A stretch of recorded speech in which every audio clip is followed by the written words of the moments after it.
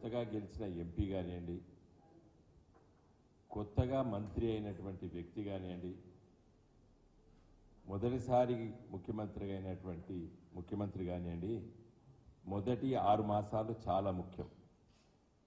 ఆయన performance grading అనేది అక్కడనే జరిగిపోతుంది. ప్రజలు, ఓటర్ మహాశయులు ఈ మొదటి 6 మాసాల్లో పెట్టే అంచనా వేస్తారు. కొత్తగా ఎన్నికైన ఎమ్మెల్యే ఉండకుండా మొదటి 6 మాసాల్లో పెట్టే ప్రజలు ఒక నిర్ణయానికి వచ్చేస్తారు. ఇంకా మా ఎమ్మెల్యే పని చేసేటోడు, మా ఎమ్మెల్యే పని చేయనోడు, మా ఎమ్మెల్యే బాతకాన్ని పెట్టేటోడు, లేకపోతే మా ఎమ్మెల్యే శ్రమించేటోడు, అది మొదటి 6 మాసాల్లో బట్టి నిర్ణయం చేస్తారు. ప్రజాప్రతినిధి ఒక అంచనా వేయడం అనేది ప్రజలు మొదటి 6 మాసాల్లో బట్టి అంచనా వేస్తారు. మరి రేవంత్ రెడ్డి గారు ముఖ్యమంత్రి అయి ఇది 6వ మాసం, ఇంకో just fag end of 6th month.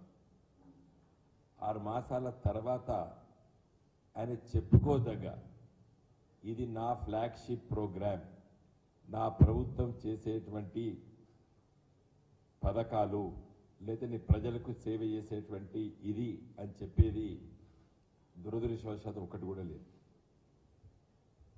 పోనీ కొత్తగా ముఖ్యమంత్రి అయినరు అని చెప్పి కూడా ప్రజలు సమయం ఇస్తారు, తప్పులేదు. ఇక్కడ 6 మాసాలు నిండుతున్నటువంటి సందర్భంలో ఈరోజు ముఖ్యమంత్రి గారు కేబినెట్ సమావేశం ఏర్పాటు చేశారు. ఈ కేబినెట్ సమావేశంలో అయినా మంచి నిర్ణయాలు తీసుకోవాలని చెప్పి నేను వారికి తెలియజేయదలుచుకున్నాను. ఎందుకంటే ప్రజాస్వామ్య వ్యవస్థలో అధికారంలో ఉన్నటువంటి వ్యక్తులు కానీ, మంత్రులు కానివ్వండి, శాసనసభ్యులు కానివ్వండి, ముఖ్యమంత్రులు కానివ్వండి, ప్రధానమంత్రులు కానీ ప్రతిపక్ష మాటలు అది రుచించినా రుచించకపోయినా వినడం భావ్యం. నేను ఈరోజు రేవంత్ రెడ్డి గారిని మీరు ఈరోజు క్యాబినెట్లో తీసుకుపోయే ముందు నిర్ణయాలలో రైతు బంధు అనేటువంటి పథకం గురించి వెళ్ళి క్లుప్తంగా నేను చెప్పదలుచుకున్నాను. ఇది భారతదేశంలో మొదటిసారి ఇలాంటి ఆలోచన చేసి ఈ పథకాన్ని రచించి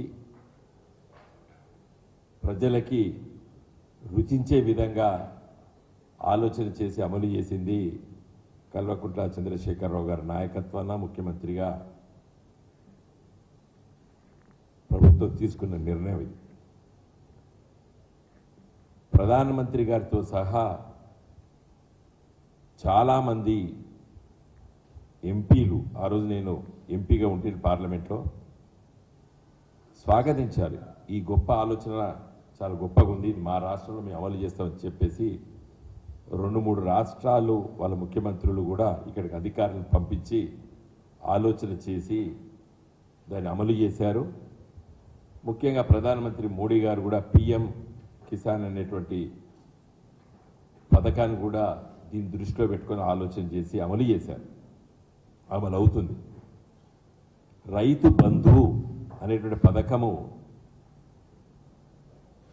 ఎందుకో ఆలోచన చేశారు. ఇది గౌరవ ఆనాటి తెలంగాణ రాష్ట్ర తొలి ముఖ్యమంత్రి కల్వకుంట్ల చంద్రశేఖరరావు గారు, మేమందరం కూడా ఆ చర్చల్లో పాల్గొన్నాం. రైతుకి ఒక పెట్టుబడి ఇవ్వాలని, ఒక ఇన్వెస్ట్మెంట్స్ సబ్సిడీలు ఇస్తారు. 75 స్వతంత్రం వచ్చిన తర్వాత స్వతంత్ర భారతదేశంలో చాలా ప్రభుత్వాలు సబ్సిడీలు ఇచ్చాయి. కానీ this is nothing but investment, capital investment. Corporate భాషలో చెప్పాలంటే రైతుకి పెట్టుబడి ఇవ్వడం. ఎప్పుడు ఇవ్వాలి పెట్టుబడి? రేవంత్ రెడ్డి గారు కూడా, మరి వారు వ్యవసాయం చేశారో చేయలేదో నాకు తెలియదు, కానీ వ్యవసాయ కుటుంబాలు సామాజిక వర్గంగా చూస్తే మనకందరికి తెలుసు, రోహిణి కార్తీ వచ్చిందంటే, అంటే మే చివరి వారంలో వస్తుంది రోహిణి కార్తీ.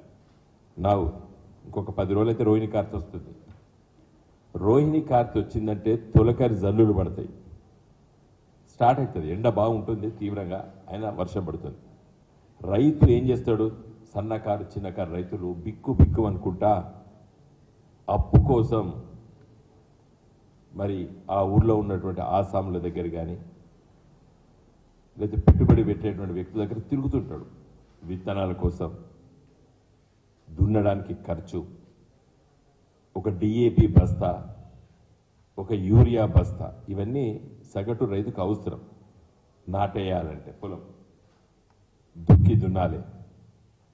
అయితే ఇవి రైతు